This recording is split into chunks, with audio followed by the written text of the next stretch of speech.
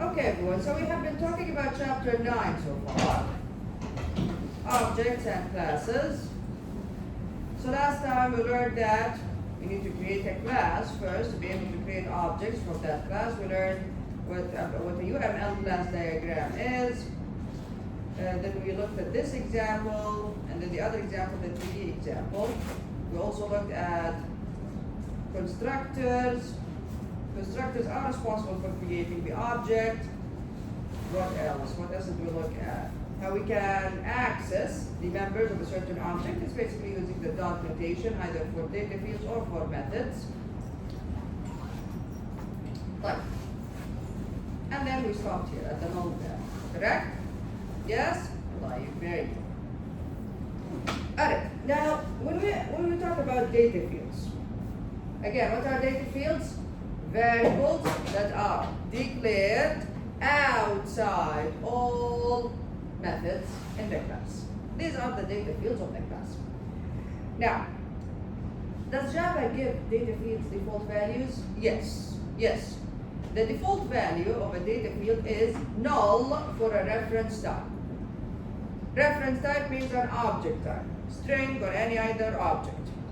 Like, if it's a primitive data type, if the data field is a primitive data type, int, double, byte, short, etc. If it's a numeric type, Java gives it a 0. Without you giving it a, just by declaring it, without you having to give it, having to assign a value to it, Java already gives a default value of 0 to all data fields of primitive numeric type.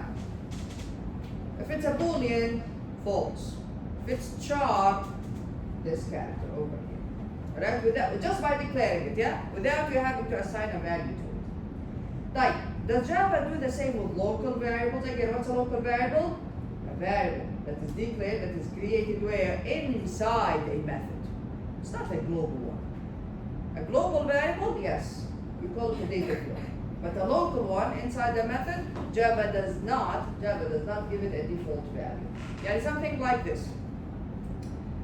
In the main method here, we created an object student from the student class. If you remember the student class, it was a very simple example. Here you go. That's it.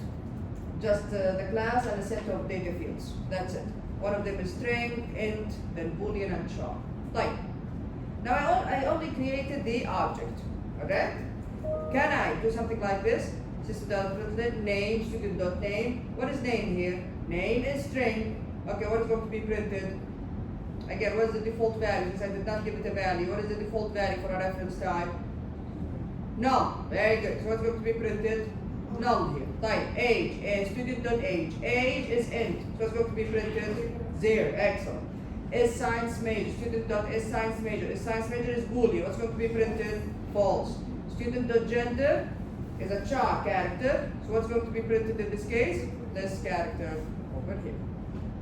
Okay, so we can do this, yes. Yes, Java gives default values to data fields just by declaring. Alright, does it do the same for local variables? No. So if I do something like this, Java assigns no default value to a local variable inside the method, like this. Int x, you see here? It's a variable that is declared inside the method. String y, a variable that is declared inside the method. Can I say something like, system.out.println x is the value of x? No. The compiler will not let us run this code. Or y is and then y? No. The compiler is not going to let us run this code over here. Again, why? Because Java does not give default values to local variables, only to data fields. Alright. Differences between variables of primitive data types and object types, and reference, object, reference, instance, all of them are the same thing. We've already talked about this like several times. I already told you about the differences several times. Here we go. If I say int I, assign to print 1. This is a variable of primitive type. Meaning, when I go to the memory, I open up I. What do I find inside it? 1, very good, the value itself. And this applies to all primitive data types, all 8 of them. However, if the variable is of reference type, it's an object, something like this, circle C, or a string. Strings are also objects.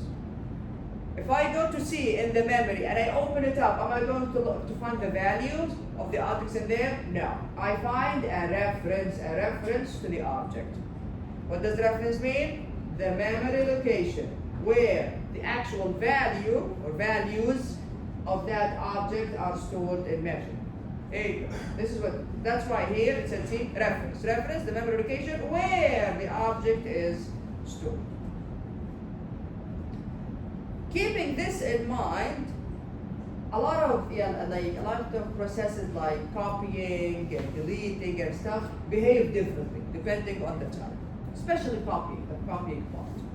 Okay, or checking if they are the same or not, if they are equal or not. Again, behaves differently because of this issue over here. So again, so this is the main difference. This is what we mean by the difference between variables of primitive type and object type. Type. We've already looked at this before. Copying variables of primitive data types and object types. If I have something like this, so in the memory here, I is 1 and j is 2. So I assigned to operator 1, j assigned to operator 2. Type. If I say I assigned to operator j, what will happen? Again, these are primitive data types. What will happen? I assigned to operator j, I now is 2. The value itself is copied to I. This is correct for all primitive data types. However, if I do the same with objects, what will happen? Okay, here we go. C1 is an object of the type circle. So it has a reference. It has a reference to an object of the type circle. C2 has a reference to another object of the type circle. This one is radius is 5 and this one is radius is 9. If I say C1 assignment operator C2, what will happen? Both C1 and C2 are now looking at referencing the same object in memory. Did I copy it? Did I copy it? No, I did not. They are both looking at the same object. Meaning, if I change, for example, the radius in this case, if I change the radius using C1, it will change also for C2. If I change it using C2, it will also change for C1. It's one object. You understand what's happening here? We talked about this before. I need you to khalas. This is one of the main concepts of object-oriented design. Khalas. Now you understand this completely. There are no issues around this. You understand now the difference between primitive data types and objects? Yes? Any questions here? Any questions? Okay. Garbage collection. Like, you see this one here? You see this object here? After I said C1 assignment operator C2, both of them now are looking at this object. What about this one? Previous one. That was referenced by C1 before. What happens to it? Now it's called garbage. Meaning, the Java virtual machine will free up the space, the memory space, where this object is stored, so that it can be used, to store other stuff, so that we can use it again in our code. So as shown in the previous figure, after the assignment statement C1 assigned operator C2, C1 points to the same object referenced by C2. The object previously referenced by C1 is no longer referenced. So no variable can access that object anymore. This object is now known as garbage. The process of garbage collection means what? Freeing up the memory space where unaccessible objects are stored. So garbage is automatically collected by the Java virtual machine. If you know that an object is no longer needed, so inside your code, especially if you are working with projects that require a lot of resources, a lot of memory, a lot of space, so you are worried about using too much memory. So that you are worried about running out of memory when your program is running. So if you know that an object is no longer needed, well, you are done with it. You did everything. Maybe you saved the contents in a file. Maybe you used it in an array. Whatever it is. You are done with this object. You don't need it anymore. You can explicitly assign null to its variable. So if I say, student 1 is new student whatever, and I'm done with student 1. Say, student 1 assigned operator null. This will force the Java virtual machine to free up the memory space where the object was stored. So you can explicitly assign null to a reference variable for the object. The Java virtual machine will automatically collect the space if the object is not referenced by any variable. This way you are saving your memory. You are saving memory this way.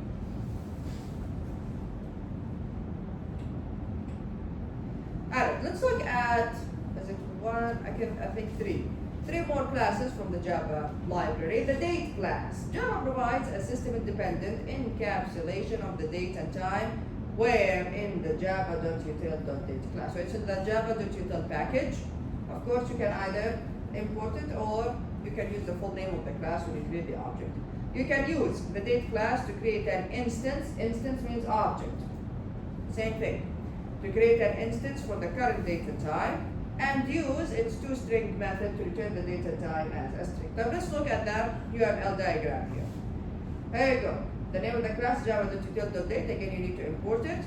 Here we have two constructors. One does not receive any arguments. What does it do? It constructs a date object using the current time. The other constructor receives an argument of the type long, not int, long. It constructs a date object for a given time in milliseconds. In milliseconds elapsed. How many milliseconds elapsed since January 1st of 1970? Okay, so if you give it the time in milliseconds, how many milliseconds are gone since this date? It will create a date object from it. Right. Then we have toString method. ToString method turns a string. It returns a string representation of the date and time. Then you can print it, for example. You can show it to the user, whatever. Later on, inshallah, we will learn that when you create a class in order to create objects of that class, it is a convention, it's a best practice to always have a toString method in that class. What does toString method do? It returns a string representation of the object. It's easier so that you can print the object. Alright, so print the contents. For example, if I have a class for students, I can create a toString method inside the class that has a summary of the information of the students, for example, their name, their major, their etc. Then I can call this method whenever I want to, for example, print the information of that student. Type get time returns long. It returns the time in milliseconds. So it returns the number of milliseconds since January 1st, 1970 of this date object. Set time, it receives a long argument. It's void, sets a new elapsed time in the object. So a simple example here we go. Java.util.date, date. Can I have the variable starts with a capital letter in this case? Can I have the variable start with a capital letter in this case? No, because the class name starts with a capital letter. Okay? Of course, the variables in general should not start with capital letters anyway. But here, especially here, you cannot name it the same name as the class. So java.util.date, date with a small d here, new java.util. This will construct an object of the type date using the current time. Then you can call the toString method if you want to print it, for example. Here we go, system.out.println date.toString. This will return a string representation of this date object. Here we go, displays a string something like this. Okay? The date class is used extensively in a lot of programs. A lot. You can use it to calculate time, to create calendars, do a lot of different things. Okay? To calculate the date of birth, a lot. Right. So this is the date class. Random class now. Before we get into this, which method did we use to generate random numbers?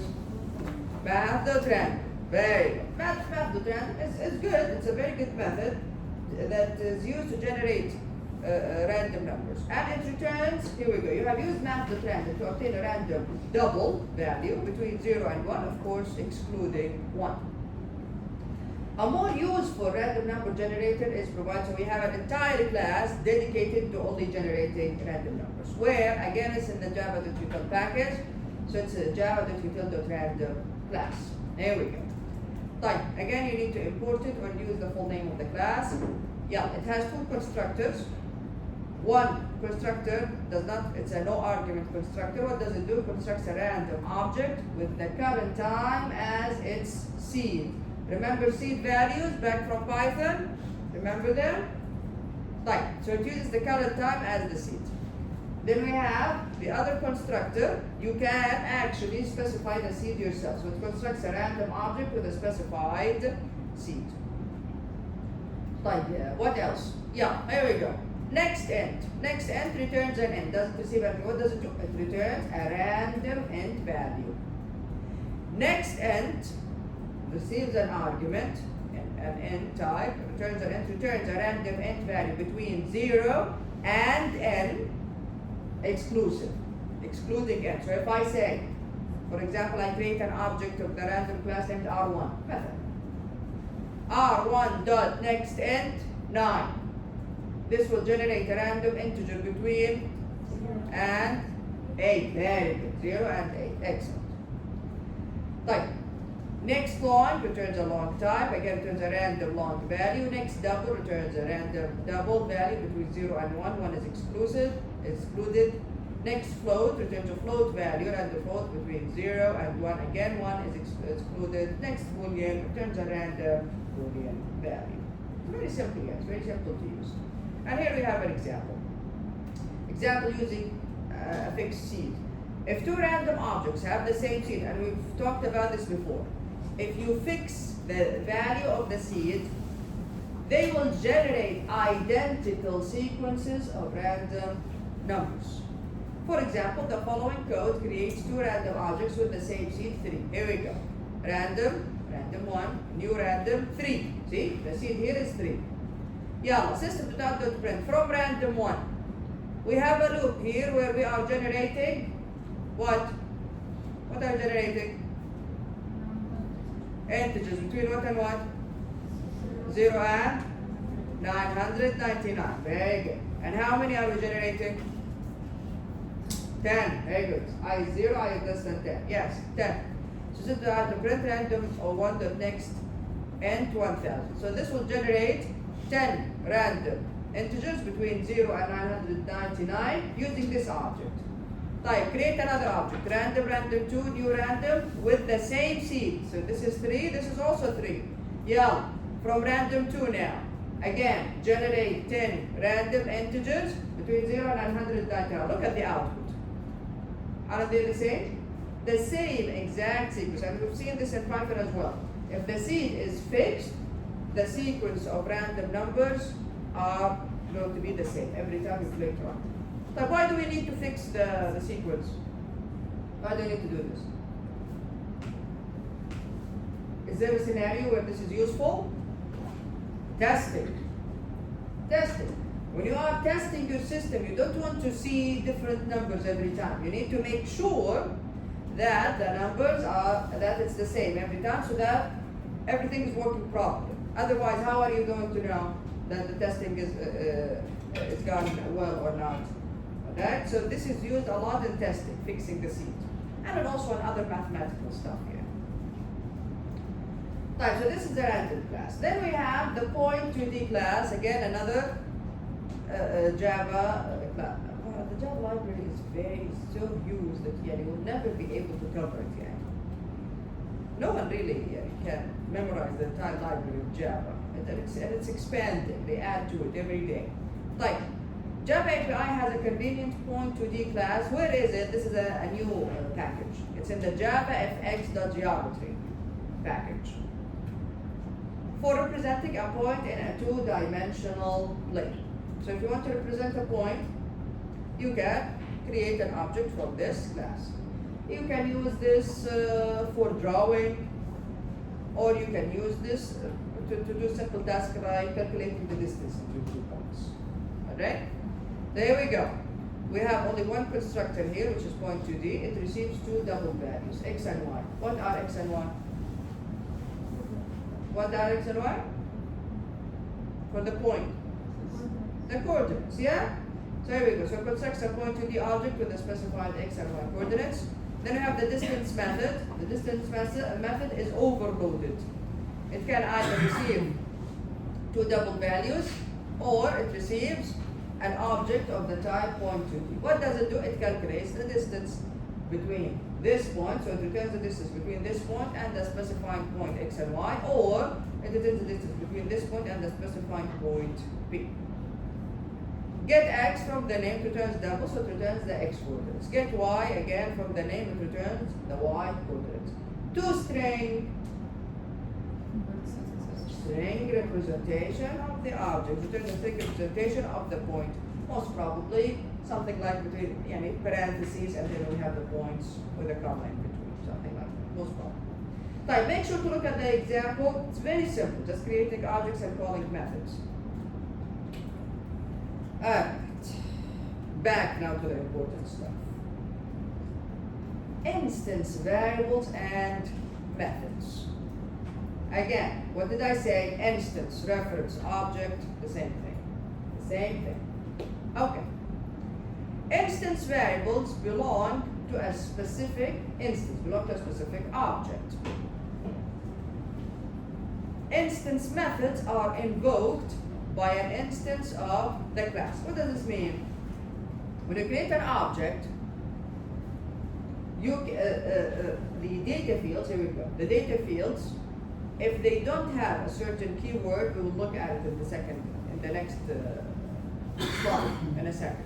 If they don't have a certain keyword, they are called instance variables. Every time you create an object, that object has their own set of those data fields.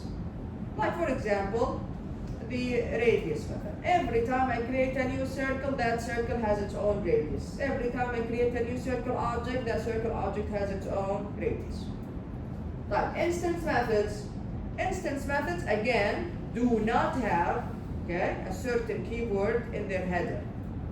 How can you call them? Using the object. After you create the object, you can call these methods. This is the opposite, not exactly the opposite. This is unlike static. Here we go. There we go. This is unlike static variables or methods. What does static mean? Static means the keyword static is in the header of the method. Like in the main method, yeah? There is static there. Or before the type of the variable. Static int or static double radius, for example. Like, static variables are shared by all the instances of the class, are shared by all objects. Meaning, every time you create an object, does that object have its own static variable? No. No. A static variable is shared between all objects you create from a certain class. No matter how many objects you create, static variables, static data fields are shared. Static data fields are shared.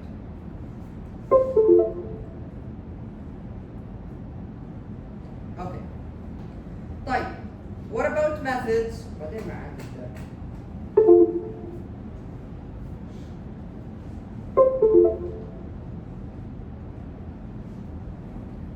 Alright, what about static methods? Again, static methods have the static keyword in their header. The static keyword comes before the return time. Either it's an actual type or void. Static methods are not tied to a specific object. In other words, I can call a static method using the class name. And we talked about this before. Like, static constants.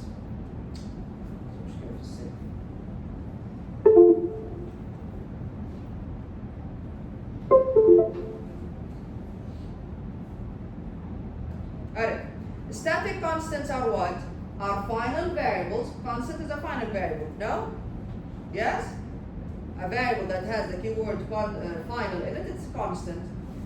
When you put also static in there, they are final variables that are shared by all the instances, all the objects of the class. Just like who? Just like the pi value in the math class.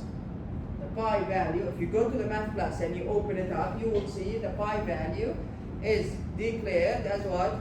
As final and static. Final, static, I think most probably it's double. Final, static, double, pi, and then the value of pi is integrated and the value of pi. Okay? Like, what does all of this mean? Let's look at the example, or let's say through this first and then look at the example. To declare static variables, constants, and methods, what do we use? Which word? The static variable. We use the static modifier. Like, here we have a simple visual representation before we get into the code. Alright. This is the circle class. Again, from before it only had the data field, which is the radius. Right? Now I added another data field called number of objects. The type here is int. Since it's underlined, here we go. Since it's underlined, this means that this data field is what? Is static. Very good. This means it's static. So in a UML class diagram, how do you know that the data field or a method is static? The underline. So this data field here is static.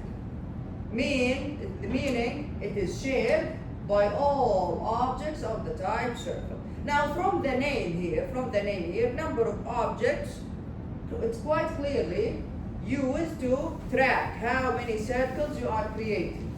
Number of objects, number of objects. It is used to track how many circle objects you created so far. Type. Is this the only use for static variables? No, of course not. This is just a simple example. Okay? This is just a simple example. Type. Let's look at the methods here. Of course, assuming that there is also a constructor, but it's omitted. Type. Let's look at the methods. Get number of objects. It returns an int value. It's also underlined, meaning it's also what? Static. Very good. It's also static. Then we have, of course, get area from the previous example. Like, what does this mean? Let's look here. When I create circle 1, circle of the type circle, I make the radius 1. Okay? A number of objects at this point, after creating the first object, is 1. Then, circle 2. Circle 2 again of the type circle, the radius in this case, is 5 for this object. You see here, radius here is 1, radius here is 5. This variable is different from this one. Every time I create a new object, the non-static instance, the instance data fields, every time I create a new object, that object gets a new set of instance data fields. However, with static data fields, it's only one that is shared between all the objects, like this. See? It's only one. All of them have the same number. The number of objects is only one variable, and it's shared by all the objects that you create from that class. It's one memory location. It's stored in a specific memory location, and it's only one, and it's shared by all the objects. It doesn't create, every time you create a new object, it doesn't create a new number of objects variable. No. But for radius, every time you create a new circle, a new radius variable is created for that object.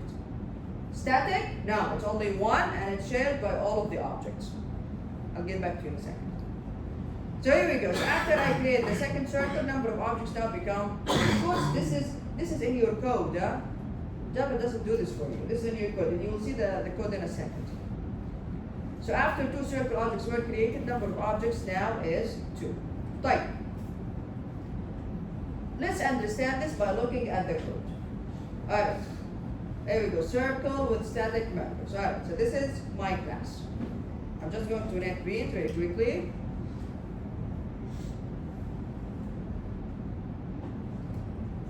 Of course, it's better to create a new project Okay, yes.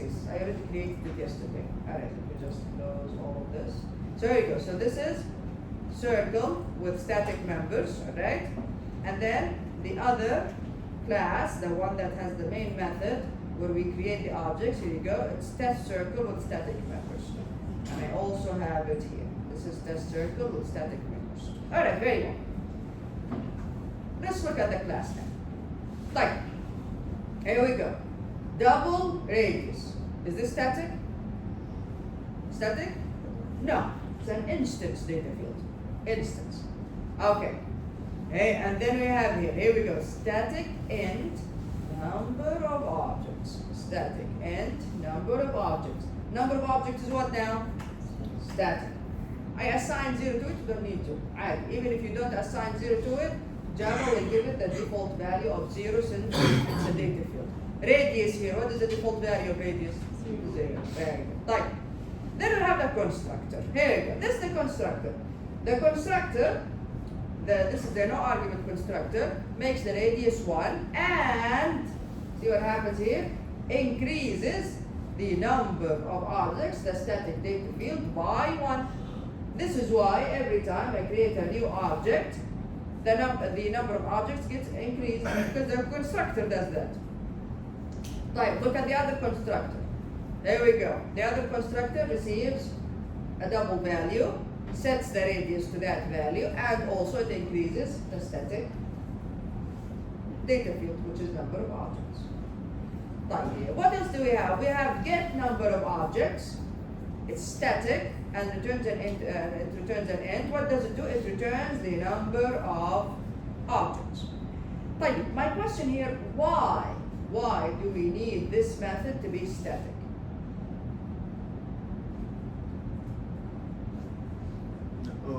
Yeah. Number of objects? Yes.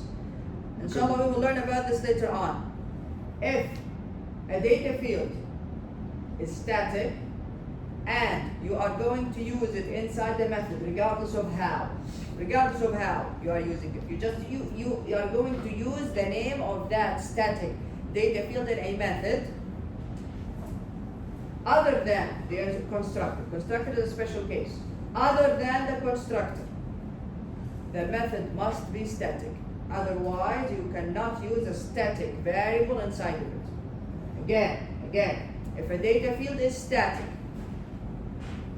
and you want to use that data field inside a method, it doesn't matter how you're going to use it. You want to change its value, you want to return it, you want to use it in a calculation, it doesn't matter how. The method needs to be static. The method needs to be static. Okay? So that's why this method is static. Because we have number of objects in here. Then we have get area. Fine. Let's look now at the main method. Again, I can always have the main method here, but it's not a good idea. It's always best to structure your code properly. So this is the main method. Yeah. Before creating objects. Alright. Before creating objects. Yeah, I did not create any objects. Can I access the static variable or the static data field number of objects? Yes. How? Very good. Using the class name. I told you. Static means you can use the class name to access it. Here we go. So, the number of circle objects is the name of the class circle with static members. Here we go. Dot number of objects. Okay? Later on, we will learn that all of these data fields, static or not, should be private. And that's why it's better to use the get number of objects method instead. Later on, don't worry about it. Here we go. Create a new object. Yeah, circle with static members, C1, a new circle with static members. What is the radius for C1 here? Let's look at the default constructor. This is the default constructor. What is the radius? 1. Very good. So the radius for C1 is 1. Yeah. After creating C1 radius is what? 1. And number of circle objects is what now? 1. Very good. So it was 0 at the beginning. Now after creating the first object, it is 1. Here we go. It increased by 1. طيب here we go. C1 dot number of objects. طيب. What do we conclude from this statement right here, or from this? It's part of the statement. What do we conclude from this? A static data field or a static method, they can be called using a class name and also using an object, no problem. I can say, see here, I use the class name. Here, I use the object. No issues, no issues. Later on, inshallah, we will learn that it is best practice if you are using static data fields or if you are calling static methods to use the class name. Like why? Even if you have objects. Why? So that whoever is reading your code understands straight away, oh yeah, this is static because I use the class name. Okay? So it is best practice, to use, to either access a static data field or call a static method using the class name. This is best practice. Even though you can do it both ways, it's fine. It's fine both ways. Why do we do this? So that whoever is reading your code can understand straight away without having to look at the class that this data field here is static. Right. I create now another object, C2. C2, yeah, I send the value 5 to the constructor. What is the radius for C2? 5. Very good. I change the radius for C1. The radius for C1 is now what? 9. Very good. Yeah, after creating C2 and modifying C1. C1 radius is 9. And number of circle objects? 2. Very good. C1 dot number of objects 2. It's the same. It's a static data field, so it has the same value for all objects. Type. C2 radius is what? What was it again? 5. There you go. And the number of circle objects is again what? 2. I created only 2 objects. Now let's run this. So I'm just going to make a right click, run. And here it is. Here it is. So before creating objects, the number of circle objects is 0. This is from the first statement. Here it is. The class dot number of objects is 0. After creating C1, this is the radius, the number of circle objects is 1. After creating C2 and modifying C1, the radius now is 9, the number of objects is 2. The radius for C2 is 5, the number of objects is 2. Questions? You had a question, Najib, from before? Oh, because I keep seeing in the slides, they say instance, and then is instance the same as object? Yes, instance is the same as object. Same as reference as well. Right, so the instance is reference, there's 3 reference variables, then there's 3 instances. Is that how it works? I know. Or there's 3 objects in the memory. Yeah, you can think of it that way. Reference so there are variables. 3 reference variables. The variables are referencing the instances, which are the objects. There you go.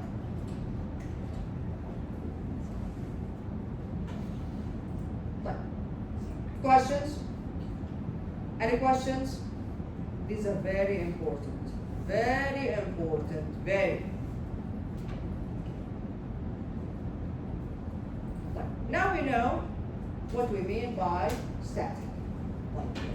What about public or private? What about these? Alright. Visibility modifiers. We call them visibility modifiers because they control how visible a variable, a method, or a class is. Public, private, type. Then we have accessor and mutator methods. What are accessor and mutator methods? Get and set. Accessor, they access something. Get. Mutator, they change something. Set. There we go. Get and set methods. Type. Now, let's start with the visibility modifier first.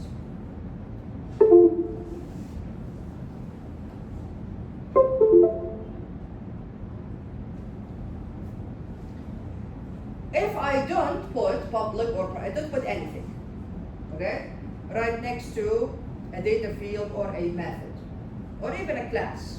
This can also apply to a class.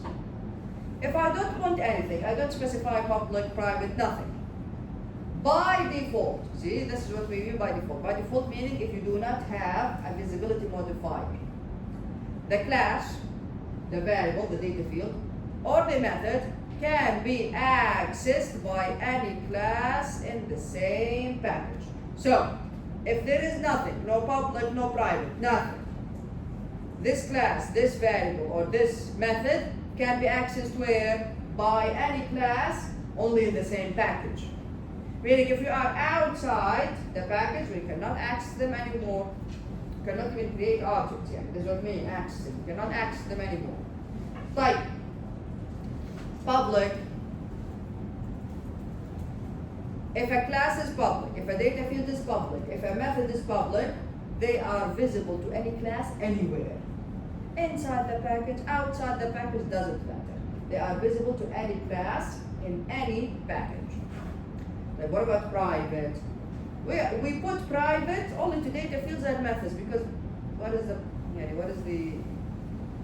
the purpose of having a class being private? You understand in a second.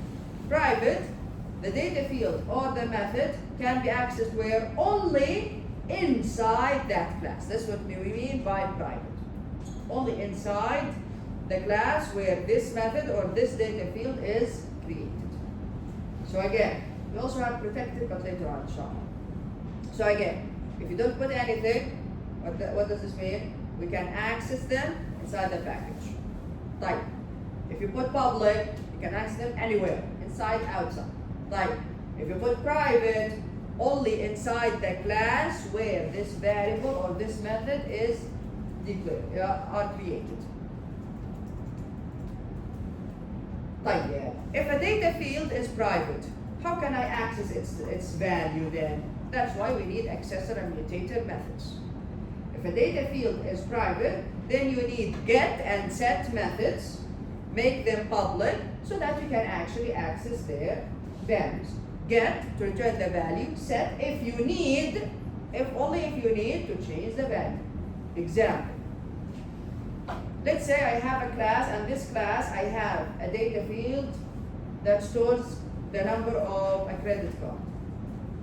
This is an example. Yeah? If I don't set public or private, if I don't make it private, what will happen? What will happen? You create an object outside and you can say this object dot, مثلا ID card, credit card number, whatever, dot credit card number, assignment operator, and then you can change it. That's the thing, that's the issue. You can change it. We don't want that. We don't want people to be able to change it. So what do? Make it private. This way I cannot just say the object dot whatever this is, credit card number, and then assignment operator and change it. I cannot do that anymore because it's private. When you make the data fields private, you then have to create methods. What is the reason behind that? To control how other people, other software developers or users, how they are manipulating this data field. If you leave it without putting private, they can manipulate it however they want. But if it's private, خلاص, private, I only have these two methods. One will get the value if you need to. One will get the value. The other one will change the value in a certain way, depending on the code that you write. This way you are controlling exactly how these values are being changed, or being manipulated. Right. Let's look at this example first. Then we'll get back to why we have to make the data feeds private. Alright. Yeah. I have class C2. It's in which package? P1. Class C3 in which package? P2. See? Classes are in different packages. Class C1 is in which package? So C1 is in P1, C2 is also in P1, and C3 is in P2. Like, good. Yeah. This is C1. It has, look at the data fields. Public, int X, int Y, nothing, no visibility modifier. Private, int Z. Then I have the first method here, M1 is public. This one does not have anything. And this one is private. Okay. Okay. Yeah. C2. Inside C2, I have a method. I create an object from which type? C1. I create an object of the type C1. Type. Can I access X here? Can I say O.X? Yes, because X is public. Okay. Can I say O.Y? Yes or no? Yes, because we are in the same package. See here? We are in the same package, so I can't say O.Y here. I can't. Type. Can I say O.Z? No, never. It's private. It's private. I can only access its value here. That's it. I cannot do it outside. Type. Let's look at the methods. Can I call O.M1? Can I call M1? Yes, public. Can I call M2? Yes, because we are in the same package. Can I call M3? No, it's private. I cannot. Type. Let's look at this class now. C3 is in a different package. Again, I create an object of the type C1. Yeah. Can I access X? Public. Yes. Yes, I can access X anywhere. Can I access Y? No. See here we are in a different package. So I cannot say O.Y. Of course I cannot say O.Z. Type. Can I call M1? Public. Yes, I can. Public, I can do it anywhere. Type. Can I call M2 in a different package? No, I cannot. And of course this is private, so I can never call it from outside the class. Is it clear now? Is it clear? Very well. The private modifier restricts access to within a class. The default modifier, if you don't put anything, no private, no public, no nothing, restricts access to within a package. And then the public modifier enables unrestricted access. Unrestricted access. Type. What if, so here we looked at the example where I have public, private, or nothing next to data fields and methods. Like what about the class itself? Alright, here we go. This class has no visibility modifier, so this is the default one. This one has public, and that's it. Is there a point of having a private class? You make a class private, you can even create an object from it. What's the point? Yeah? So, if it's private, how can you create an object from it later on? Type. So a class, you can either put public or nothing. Alright. The C1 is in package B1. C2 is in package B1. C1 has the default visibility modifier, meaning nothing, no public, no private. Can I create an object from C1 here and C2? Yes, because we are in the same package. Type. Now C3 is in a different package. Can I create an object from C2 here? Yes, because it's public, so I can create an object from it anywhere. Type, can I create an object from C1 here? No, why? Because they are in different packages. So this one's in P1, this is in P2. I cannot access C1 because of the visibility modifier. So I cannot even create an object from it. I cannot create an object from it if it has a static variable that is maybe public. I cannot call it because the class itself has no visibility modifier. So the default modifier in a class restricts access to within a package, and the public modifier enables unrestricted access. But note, an object cannot access its private members. Yes. It is okay, however, if the object is declared in its own class, like this one. Look here. Public class C. Private Boolean, يلين private Boolean X. Private, yeah? I cannot access X outside this class. But here, if I create a new object, see, look at, I did, see? I have a main method and I created a new object. I can do that. I can do whatever I want to. I have the main method here. I told you, it's not a good idea to have the main method inside the class in which you are creating objects from, but you can. Say I have the main method here, I created a new C object. I can say C.X even though X is private. Why? Because I am inside the class. I am inside the class. So if you create the object inside the class, you can access the private members. C.Convert. You see here, convert is also private. I can't do that. Again, why? Because I am inside the class.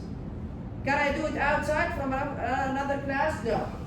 So here I created an object. I cannot say c.x because I am outside the class now. I am in class test. I cannot say c.convert. Again, I am outside the class. Is it clear, everyone? Is it clear? Public, private, nothing? Yeah? طيب. Why data fields should be private? We already talked about this. Number one, to protect data. So from now on, all data fields should be private. Why? To protect data, so that you don't allow the user to just create an object dot خلاص على طول dot data field وغير فيه زي ما انت حابب. Then the user can change it however they want. We don't want that. We want to control how the data fields are being manipulated. That's why we make them private. Then you create methods, either public or you don't specify their visibility. Inside those methods, you are the one who are writing the code of how to change these data fields. Or maybe you don't want to change them at all. So you don't even provide a method to change the data field value. Okay? So that's why. So again, to protect data. Number two, to make the code easy to maintain. What do we mean by that? What do we mean by making the code easy to maintain? When the data field is private and we have a set, a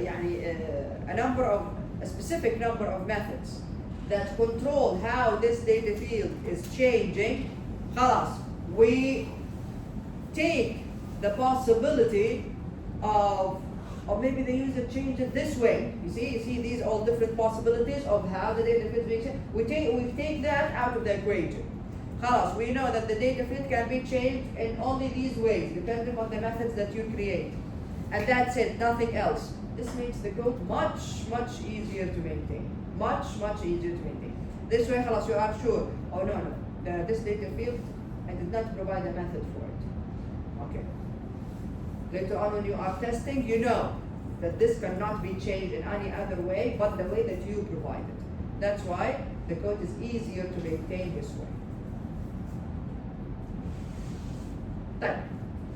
Let's look at the example now. So example of data field encapsulation. مين كاتبها؟ مين؟ هاي دقة؟ طيب. So example of data field encapsulation. Data field encapsulation, what does the word encapsulation mean? Meaning I'm covering it from the outside. يعني making them private. Making them private, that's what it means. Let's look at this. Here we go. This is the circle class. Minus. Now what does this mean? Private. Plus means public. Very good. So here we go. The plus and the minus sign indicates private modifier. So I have radius of the type double, it's private. I have number of objects of the type int, it's private and static. Excellent. Excellent. Then here we go. Here I have the methods starting with the constructor. The constructor is public. Of course, yeah. Otherwise, how are you going to create the object? Then we have the other constructor, also public. Get radius is also public. It returns a double. Set radius, public. See? Get radius. Set radius. Why do we need get radius and set radius? Because radius is private. The data field itself is private.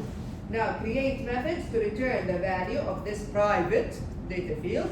And if you want to change it, here you go. You create another method to do that. Get number of objects is public. Why? Because number of objects itself is private.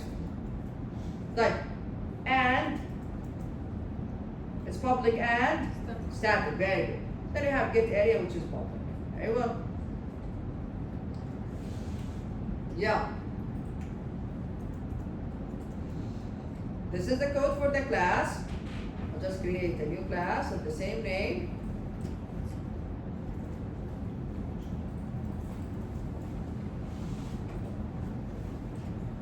Alright, finish.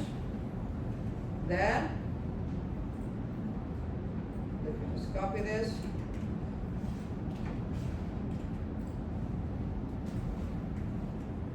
And then I have the testing class to create the objects.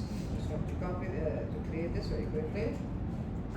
So here we go, right click, new, Java main class.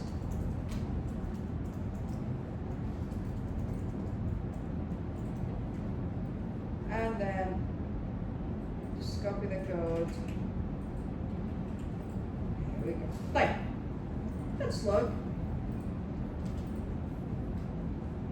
at the class first. Yeah.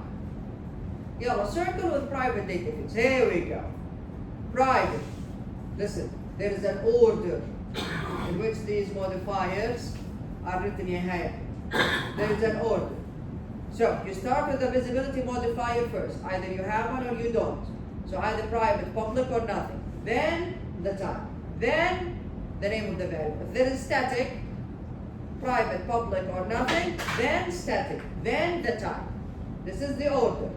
If you mix them up, it's a syntax error. The compiler will not let you run. Type. So here we go. Private double radius. By default, it's 1. Private static int number of objects. 0. Type. Here we go. Construct a circle with radius 1. This is the constructor. Do I need really to make the radius 1 here? I already put it 1 here. Since you put it here, you don't need to do it inside. Type. Number of objects plus. This will increase the number of objects by 1. Yeah. Public. Again, see public. Constructor receives a value, make the radius that value, and also increase the number of objects. Public. Double. Get radius. This returns the radius. Public void set radius. This receives a value, and then look at this. Look at this. This is a good one. Here we are checking. What is this operator? Conditions. Conditional operator. Very good. Here we are checking. Can we have a radius that is negative? Can we? No. So radius is if, here we go, if the new radius is greater than or equal to 0, this is true, go ahead and take the value, the received value, and assign it to radius. Otherwise, put 0 instead. Alright? This is one way of doing it. Later on, inshallah, we will see methods where they actually inform the user. Oh, by the way, the radius was not changed because of the negative value. Here we did not even inform the user.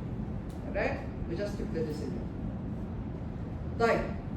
Get number of objects, static. See here, public static int, get number of objects. Why should this be static? Because it's dealing with static values. Return number of objects.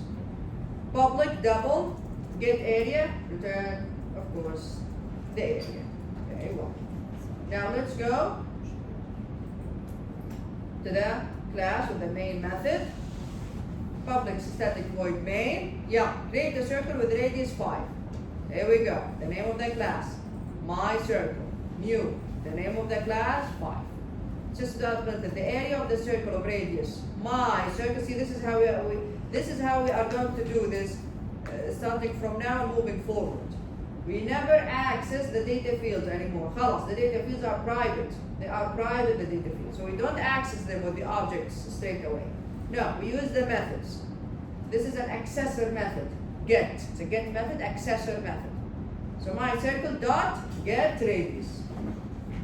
We jump to get radius, we start executing. What does get radius do? Returns the value of the radius.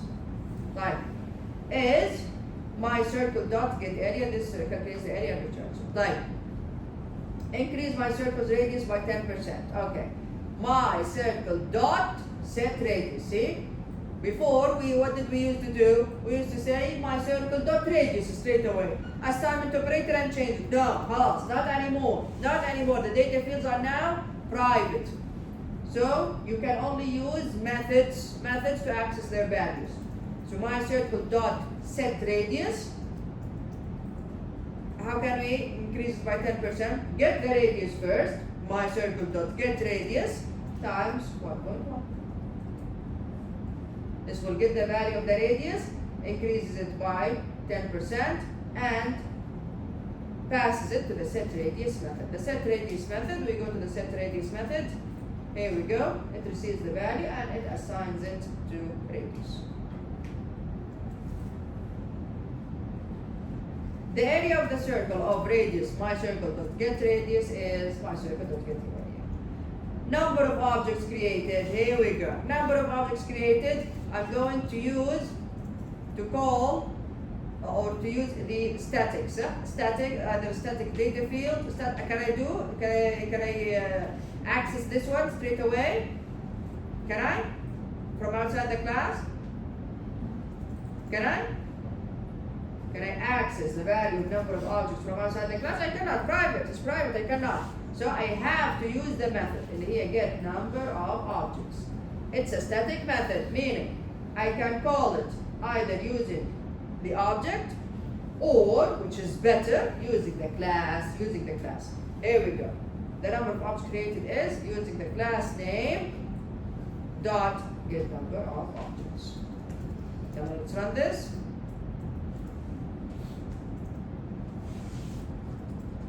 There we go. The area of the circle of radius 5, this was no, it's only one, yeah? Only one. Okay, of radius 5 is this one. The area of circle of radius 5.5 after increasing it by 10% is this one, and then the number of objects created is only one. Questions? This is a really good example of how a class should be. Really good example. All the data fields are private. You need to access them. Create an accessor method. What's an accessor method? Get. You need to change them. Create a mutator method. What's a mutator method? Set. And name it something very clear. Get radius. Set radius. Get name. Set name.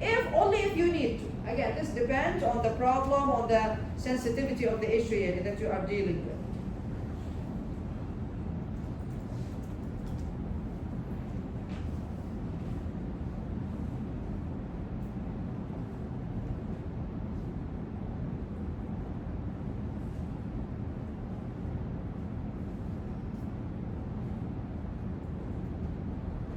طيب.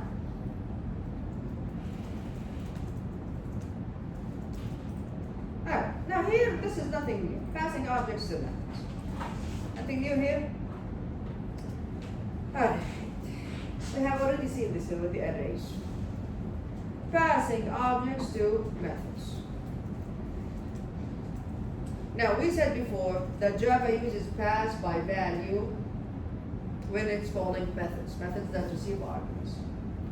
Passing by value for primitive type, what is being passed? The actual value. The actual value is passed to the parameter. Passing by value for reference type, for objects, what is being passed? The reference. The reference to that object is being passed, not the actual value of the object. Right. Let's look at this example. Yeah, here we go. Yeah. This main method, I created an object from circle from the previous class. Circle private data fields. What is the radius for my circle? 1. Here we go. From here I say it. Fine. And n is 5. Print areas, my circle and n. I jump to print areas. Print areas is a void method. Question. Why is it static?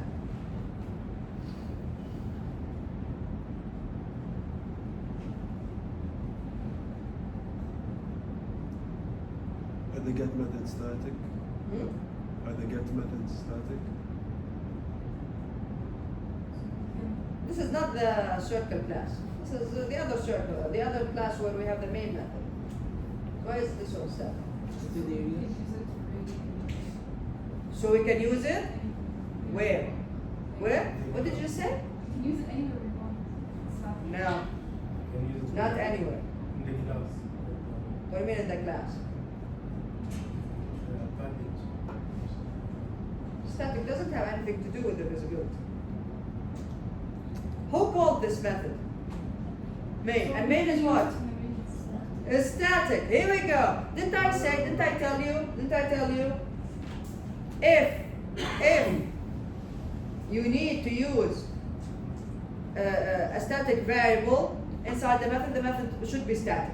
So if you need to call a method from inside the static method, that method also must be static. Here we go. So here, main, which is static, main never changes. Main is always static, always. Main is static.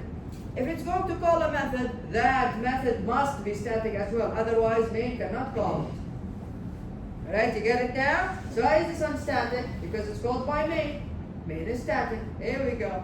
So static methods deal with static data fields and call only static methods. Alright? Type. So here we go. Print areas should be static because it is being called by main. Main is static, it cannot call it if it's not. Yeah, print areas receives what? Receives the object, which is my circle, receives a reference to it, where here. It receives a reference to it in C. Here we go. And it receives n times. Yeah. Radius area. While times, okay, C dot get radius, C dot get areas, then set radius plus 1. What are we doing here? Print the areas. Alright, okay. And times minus minus. So what are we doing here? Radius and the area, and that's it. From C dot set radius, get radius plus 1. Okay. So starting from this radius, and then continuing on. How many times? Depending on how. Okay, 5 times. Alright, here we go. Print areas for radius 1, 2, 3, and 4, and 5. Very well, very well. Alright. So this method here receives an object of the type circle with private data field. Okay? And it receives an int value. What does it do? It prints out the radius for this object first, and the area. Then it changes the radius for the object. How? By adding 1 to it. Here we go. C dot set radius is what? Is C dot get radius plus 1. This will return the radius. At the beginning it was 1. So it will return 1. Add 1 to it. Now it's 2. Yeah.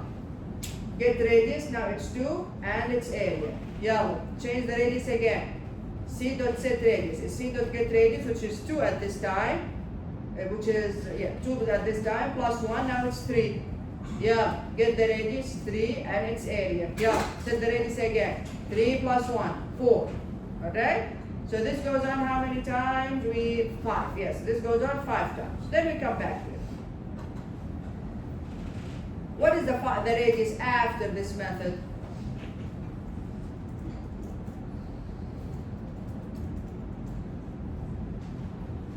What is the radius of this object of my circle after we are done with this method? Again, remember, this method keeps changing the radius for the same object. So after I am done, I come back here now. My circle dot get radius is what? 5. Very good. My circle dot get radius here is now 5. N is what? 5. See here, n never changes. N is because it's primitive data type, right? 5. When you send it to this method, the method here receives it at times. Times kept decreasing in the loop. So at the end, times was what? Was 1 at the very end. When we went back, and it's still the same, 5. However, the radius for my circle changed. Why? Because both my circle and this object here, C, we are looking at the same object in memory. So every time the radius is changed here, it is also changed for this value of my circle. Every time you change it here, it changes here. Right. Let's have this. Let's have this example in NetBeans very quickly. So I'm just going to create a main class, another one. I already have the other class, so no issues. Okay. Here we go. Yeah. Test pass object, run. Yeah. From the top. This is the main method. Yeah. Create my circle from this class, the class that we just saw together, the one that had the private radius and the private static number of objects. Alright. The radius to begin with is 1. Print areas for radius 1, 2, 3, 4, and 5. And n is 5. Print areas and send my circle, the object that you just created, and n, which is 5. So we jump to print areas. print areas reserves my circle in C. Now both my circle and C are looking at the exact same object in memory. Times now has the value 5. Yeah. Radius area. While times 5 is greater than or equal to 1. Yes, true. Yeah. C dot get radius. At the very beginning, the radius was what? 1. There you go, 1. Then C dot get area. This is the area. Yeah. Now change the radius. C dot set radius. C dot get radius 1 plus 1. Now it's 2 times minus minus. Times now is 4. Go back. 4 is greater than 1. Yeah. C dot get radius 2 and its area. Yeah. Change the radius again. C dot set radius. C dot get radius 2 plus 1. Here 3 times minus minus. Now times is 3. 3 is greater than or equal to 1. Yes. Go inside. C dot get radius 3 and the area. C dot set radius. C dot get radius 3 plus 1 4 times minus minus. Now times is 2. Go back. 2 is greater than or equal to 1. Yes. Go inside. Get the radius 4 and the area. Yeah. Change the radius again. C dot get radius 4 plus 1 5 times now is 1. 1 greater than or equal to 1? Yes. Go inside. C dot get radius. Come and add 5. And its area. Yeah, C dot set radius. Okay. C dot set radius. What is the radius? C dot get radius, which is 5 plus 1. 6. So the radius now is 6. Times minus minus. Times now is 0. Is 0 greater than or equal to 1? No. We exit the loop. We go back. We go back here. Yeah. Radius is my circle dot get radius, which is 6. Very good. Very good. At the end of the loop, the radius was 6. N is still what? Is it clear, everyone?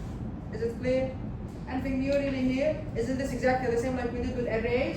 When you pass an array, you change its values in the method. It changes also in the calling method because it's the same array in memory. Exactly, the exact same concept here. Nothing is new.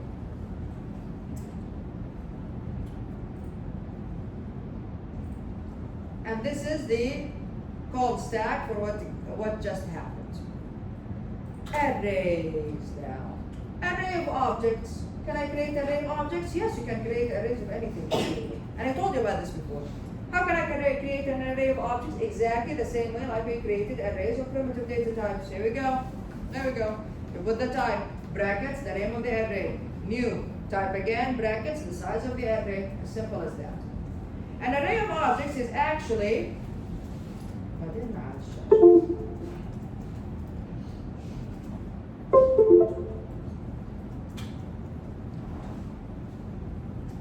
So an array of objects, Jude, is actually an array of reference values, not a primitive data types, it's an array of reference values.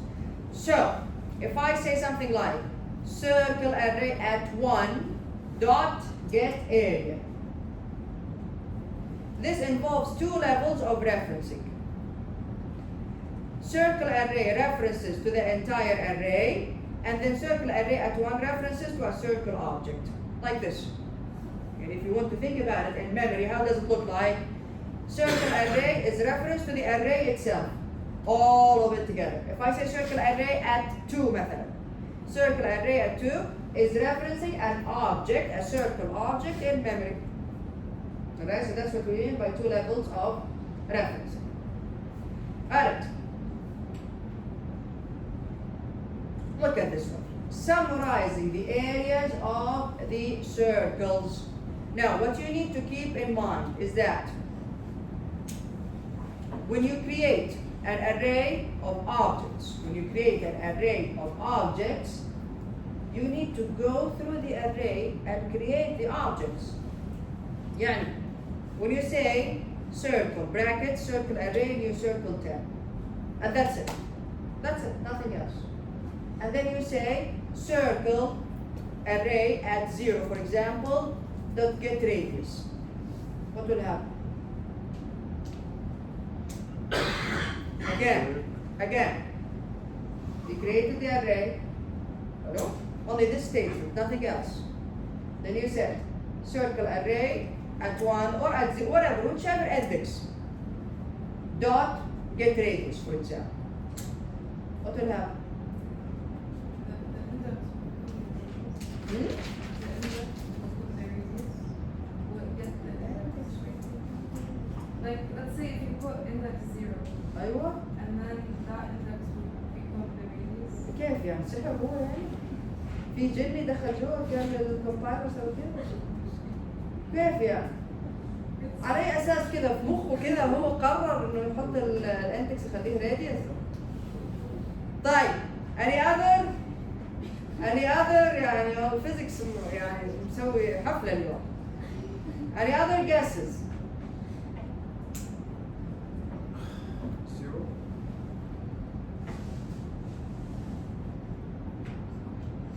Null pointer exception. The array is empty. You just created the array. Did you create the objects inside the array? Did you use the new operator? مو الجني لحاله يسوي لنا اياها، لازم new operator for each object inside the array. When you just create the array, what's inside the array now? Nothing, null. All of them are null. I didn't create any circles yet. I only created the container. Did I put anything inside the container? Nothing. So if I try to do this, null pointer exception. You are trying to access something that does not exist. Right. Let's look at this example here. So what do you need to do? You need to go through the array and create the objects and add them to the array. That's what you need to do. طيب يلا. Let's look at the example first. Yeah. And here when you use circle, it doesn't populate the array with 10 objects in the It beginning. never did with primitive data type. Why would it do it with objects? It just يعني gets when a when it was easier to do it, it just gave the default values which are zeros. Correct? Yeah? طيب what are the default value here for reference type? No. No. Right, so it doesn't create the object for you. Of course it does not. طيب, let's look at this one here. I'm just going to copy. Alright, so which class? Again, class, okay, so we have it. Alright, right click, new, Java main class, the name here is total array. Alright, I'm just going to copy.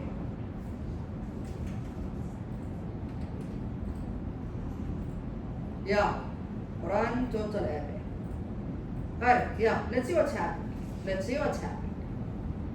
Yeah, total array, main method. In the main method, I declared it first, then I have a method to create it. No problem. We can do it in multiple ways. Let's see what's happening in this example. Circle with private data fields. This is the class that we just looked at. With the private radius and the private static number of objects. Okay, so circle. Just remove all of this. Here we go.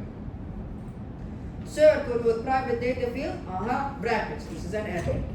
Circle array.